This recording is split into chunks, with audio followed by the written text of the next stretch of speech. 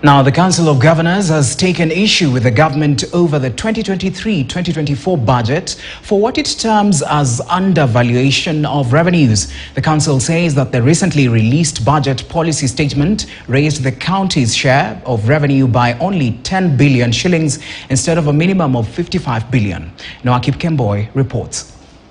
The draft budget policy statement for the financial year 2023-2024 has projected a county government allocation of 380 billion shillings, up from 370 billion in the current financial year.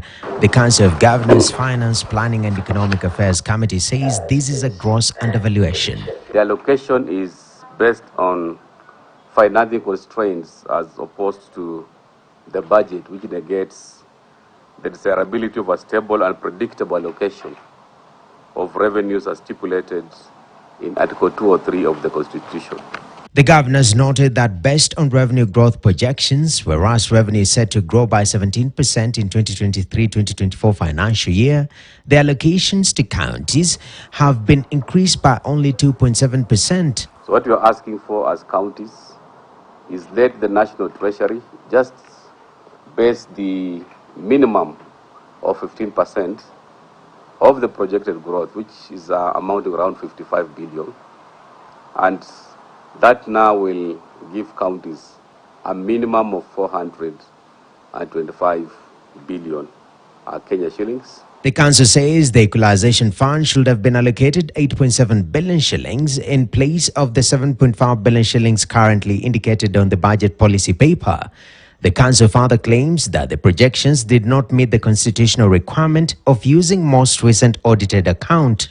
When you look at the financials for 17-18, the total revenues is 1.4 trillion, but the correct basis is the 1.7 trillion Kenya shillings as per the recently audited financial statements and approved by Parliament, which is the 19-20 financial year. And of course, the import of this is that the amount that goes to the equalization fund is also understated because it's supposed to be 0.5% of the revenues. So we are talking about a decrease of almost 1.2 billion. Duplication of roles between both levels of government also remains a challenge, with counties blaming the national government of allocating revenue to ministries, departments and agencies for programs that fall under devolution, leading to lower allocations to counties. Noakip Kemboy, KTN News. Now, the government is set to impose new levies on